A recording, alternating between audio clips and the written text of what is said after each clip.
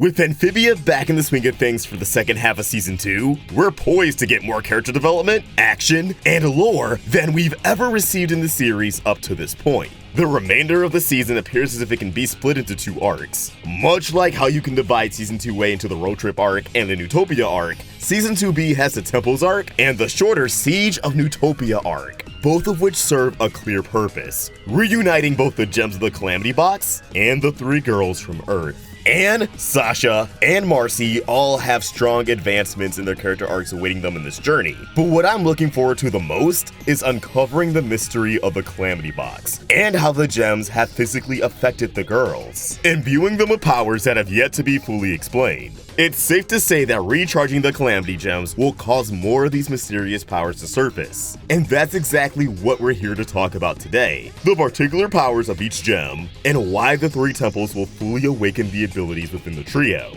And before we dive in, if you want to stay in the loop with all things Amphibia, and story-driven animation in general, please be sure to give this video a like, and subscribe to the Roundtable for some of the greatest cartoon content around. First things first, we need to understand the influences behind the Calamity Box and its 3 gems in order to figure out what they can do. In past breakdowns, I pointed out how these 3 gems hold a strong resemblance to both the Chaos Emeralds from the Sonic the Hedgehog series and the Triforce from the Legend of Zelda series. I mean, Calamity, Chaos, Gems, Emeralds. Brawly's an unapologetic Sonic fan and generally a huge video game nerd, so it's not exactly subtle. However, I definitely have given more speculation towards its Zelda influence than its Sonic influence, when the latter is probably a bigger indication of what the girls be able to do with the gems. Unlike the 3 pieces of the Triforce, the Chaos Emeralds certainly provide more clear-cut abilities that Amphibia can adapt and pull from. The most well-known of these abilities being Chaos Control, which manipulates time and space to teleport, travel through time, freeze or slow down time itself, or of course, travel between dimensions. That last one should sound familiar, as the Calamity Box already draws inspiration from Chaos Control, with the use of all 3 gems at once charged up, enabling the users to travel to different worlds. Amphibia seems to be dividing the powers of the Chaos Emeralds into the 3 fragments of the Triforce, taking creative liberties to spin it into their own take. So of course, the powers won't be one-to-one. Amphibia's equivalent of the Triforce of Courage is the blue gem. The Triforce of Wisdom becomes the green gem, and the Triforce of Power becomes the purple-pink gem. So any powers inspired by the Chaos Emeralds are going to fall under the appropriate categories. We see that Anne, Sasha, and Marcy already have some generic abilities, such as enhanced strength, endurance, precision, and potentially apparitions that can guide them and their decisions. However, when it comes to individual powers, I believe that coming in contact with the Heart Gem will allow Anne to possess something like healing abilities, as both the Chaos Emeralds and Triforce have provided invincibility to its users, and even served as methods to resurrection. So Amphibia handing Anne the ability to rejuvenate others and tend to wounds doesn't sound too far-fetched. Considering history is important to the lore of Amphibia, with us already getting hints at Andreas' past with Sprig's mother, I could see Bookworm Marcy receiving some sort of ability that allows her to tap into the past, and maybe even the future. Marcy is already learning everything she can about Amphibia and its inhabitants, and her quest for knowledge, combined with all-encompassing wisdom, could lead to the show drawing inspiration from the Chaos Emeralds and their ability to time travel.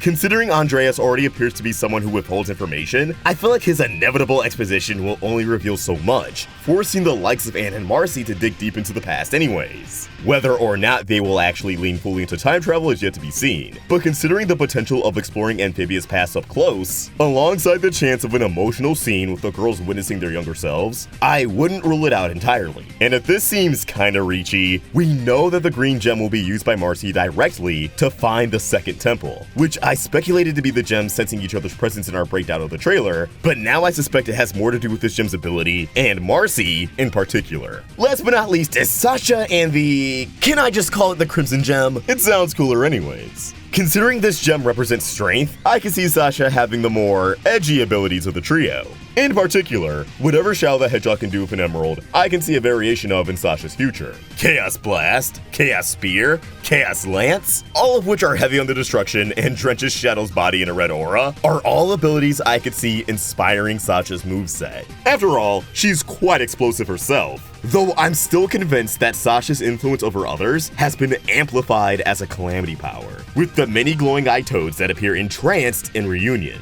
The reason why I believe recharging the gems at their respective temples will amplify these powers is rather simple. The girls will be directly exposed to this huge source of power. Right now, their powers are very much identical to the Triforce, in how they're typically inactive, only flaring up in special circumstances. The exposure to the gems also reminded me a lot of the Marvel Cinematic Universe's rendition of the Infinity Stones, and how characters such as Wanda Maximoff and Carol Danvers got their powers from direct exposure to the stones. The difference between those circumstances and Amphibia, however, is that the trip to Amphibia seemed to have cost the gems the last of their energy, and once reactivated at full power, I imagine the continued exposure will open up the gates for a large boost. And generally with powerful artifacts in fiction, they grow in power when they come in contact with each other. So not only do I believe having the gems in close proximity would help, but having the three girls near each other would be better than anything. That being said, I don't expect any characters to directly address Anne, Sasha, and Marcy's powers until the season finale, True Colors. As it's set up already, I think each of them will complete their respective temple by sheer coincidence in the impending 3 episodes. The show laying it on thick that they're imbued with special abilities more and more.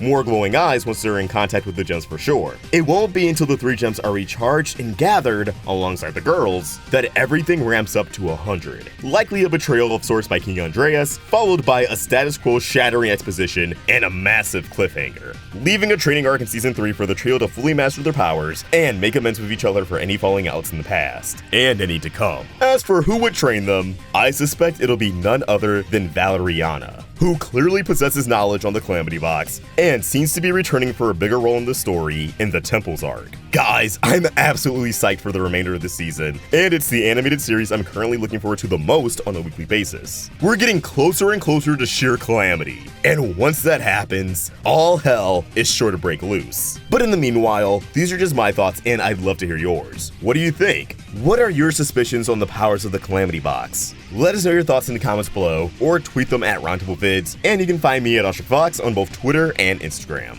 Special thanks to JANKYBONES for creating a phenomenal thumbnail. For more of their amazing art, you can find them on Twitter and Instagram at BoneJanky, Tumblr at JANKYBONES, and subscribe to their YouTube channel.